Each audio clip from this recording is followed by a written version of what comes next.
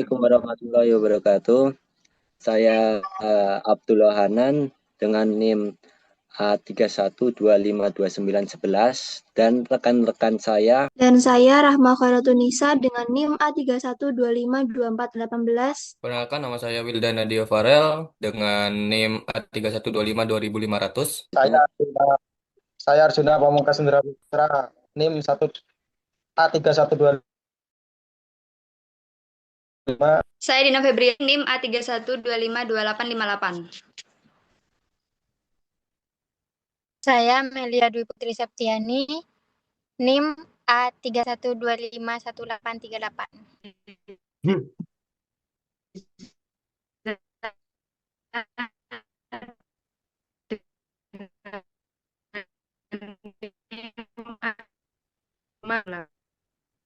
Nama saya Abu Arif Saleh, NIM A31252929. Nah, kami sendiri dari kelompok 4 yang akan mempresentasikan terkait memperkirakan evapotranspirasi tanaman. Apa sih evapotranspirasi itu? Evaporasi sendiri itu penguapan dari permukaan tanah, dari permukaan tanah atau tanaman. Untuk transpirasinya sendiri itu pelepasan uap air dari stomata daun. Jadi begitu. Untuk selanjutnya ini terkait rumus penghitungannya. Baik, saya akan menjelaskan tentang rumus menghitung evapotranspirasi. Rumus yang digunakan yaitu ETC sama dengan ETO dikalikan dengan KC. Dengan ETC merupakan evapotranspirasi tanaman dengan milimeter per hari. Kemudian ETO yaitu evapotranspirasi tanaman referensi. Kemudian KC adalah koefisien tanaman yang nilainya berbeda-beda tergantung pada jenis tanaman dan fase pertumbuhannya. Selanjutnya, pendekatan koefisien yang akan dijelaskan oleh Wildan. Baik, di sini kita memasuki di fase pendekatan konvensien. Nah, di sini di pendekatan konvensien ini ada dua. Yang pertama itu ada pendekatan konvensien tunggal atau bisa disebut KC. Yang kedua itu pendekatan konvensien ganda atau bisa disebut KCB plus KE. Nah, di sini masing-masing dari mekanisme bisa dilihat pada gambar tersebut, yang di mana pendekatan konvensi tunggal atau KC itu menggabungkan transpirasi tanaman dan penguapan tanah menjadi satu angka absolut atau KC. Nah, sedangkan pendekatan konvensi ganda dari sisi mekanisme itu memisahkan transpirasi dasar dan penguapan permukaan tanah. Nah, untuk dalam resolusi dari pendekatan conventions kedua ini, dari tunggal sendiri yaitu rata-rata periode mingguan, dekade, 10 harian, atau bulanan. Sedangkan kalau ganda, resolusi waktu itu real time, menangkap variasi aliran air harian. Nah, dalam penggunaan optimal di pendekatan konvensi tunggal atau KC itu perencanaan strategis dan desain sistem irigasi standar. Sedangkan pendekatan konvensian ganda, penggunaan optimalnya yaitu penjadwalan irigasi frekuensi tinggi atau sistem mikro atau tetes dan riset hidrologi spesifik. Selanjutnya adalah faktor-faktor penentu koefisien tanah KC atau KC yang akan dijelaskan Mas Arjuna. Masuk dalam faktor-faktor penentu koefisien tanaman atau KC. Nah, kenapa koefisien tanaman ini tidak disamaratakan? Karena tanaman satu dengan tanaman yang lain itu pasti kan memiliki perbedaan. Nah, di situ ada faktor-faktor penentunya. Yang pertama yaitu dari jenis tanaman itu sendiri. Karakteristik fisik menentukan resistensi transpirasi. Jadi, tanaman itu memiliki fisik dan apa namanya genetik yang berbeda dengan tanaman yang lain. Contohnya kalau di sini adalah tanaman nanas memiliki stomata yang tertutup ketika siang hari. Jadi proses penguapannya itu akan lebih sedikit ketimbang tanaman pisang yang memiliki daun yang lebar. Kalau misalkan tadi nanas kan memiliki daun yang runcing dan juga memiliki stomata yang bisa tertutup pada siang hari. Sehingga dari perbedaan itu menjadi penentu dari koefisien tanaman itu sendiri. Yang kedua yaitu dari faktor penguapan tanah. Sangat dominan pasca hujan atau irigasi pada fase awal tanam ketika penutupan kanopi daun masih sangat rendah. Jadi seperti ini. Eh, Misalnya bayangkan kita menyiram lahan atau hujan deras, ya kan, sehingga kan pada area lahan tersebut kan akan tergenang air atau basah sehingga ketika matahari itu terik lagi atau panas akan terjadi yang namanya penguapan atau biasa disebut dengan evaporasi itu, penguapan dari tanah ke atmosfer. Nah, dari penguapan tersebut sangat karena ketika tanaman pada area tersebut masih kecil-kecil, otomatis tanah pada lahan itu kan tidak bisa ternaungi oleh daun-daun dari tanaman tersebut, sehingga total kehilangan air pada tanah ke udara itu sangat tinggi, sehingga KC atau kebutuhan air itu sangat perlu dinaikkan. Yang ketiga yaitu dari faktor iklim atau iklim mikro.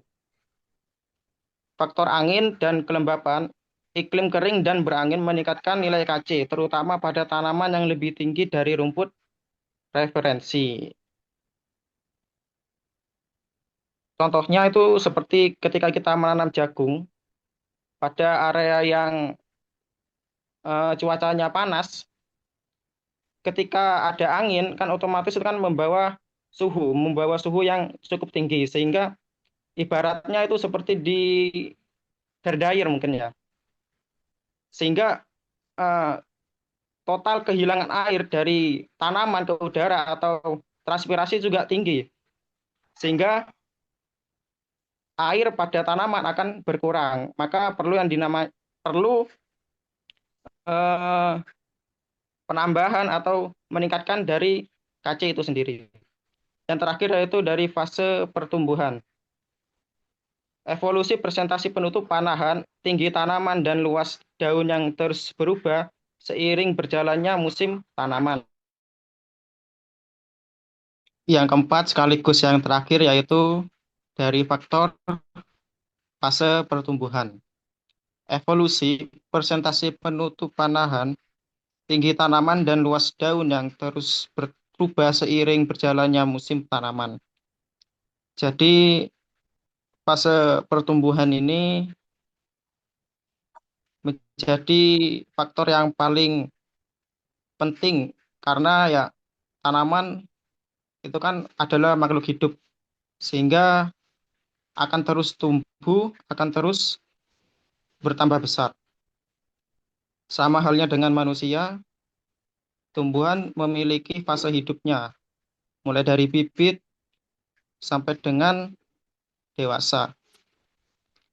Tanaman yang masih bibit, kebutuhan air lebih sedikit ketimbang ketika tanaman itu sudah besar.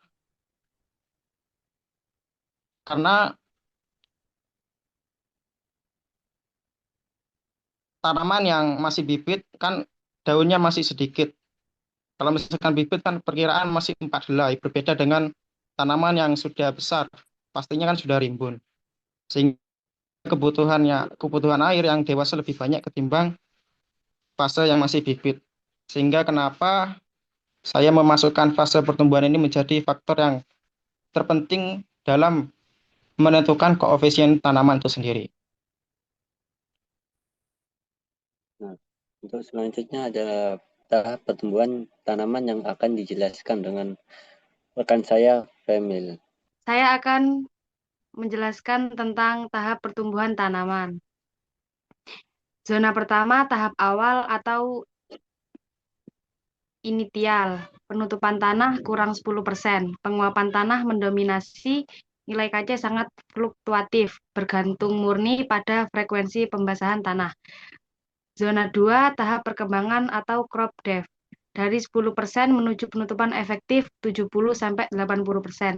Transpirasi mulai mengambil alih, nilai KC meningkat seiring laju pertumbuhan tajuk.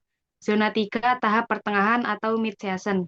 Penutupan penuh hingga awal kematangan atau daun mulai menguning. Fase terpanjang dalam siklus. Disinilah KC mencapai nilai puncak dan stabil. Zona 4, tahap akhir atau late season. Kematangan menuju panen atau penuaan penuh. Nilai KC turun drastis, nilainya sangat bergantung pada praktik irigasi prapanen. Terus selanjutnya ini adalah tahapan perkembangan tanaman yang akan dijelaskan oleh rekan saya, Amel.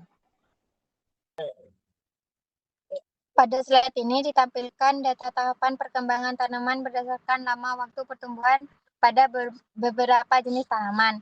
Data tersebut menunjukkan 4 fase utama pertumbuhan tanaman, yaitu fase awal, fase perkembangan, fase pertengahan, dan fase akhir panen. Setiap tanaman memiliki durasi pertumbuhan yang berbeda-beda, tergantung jenis tanaman, waktu tanam, serta kondisi iklim di suatu wilayah. Informasi ini penting untuk membantu petani dalam menentukan waktu penanaman, pemeliharaan, dan perkiraan waktu panen agar hasil produksi dapat lebih optimal.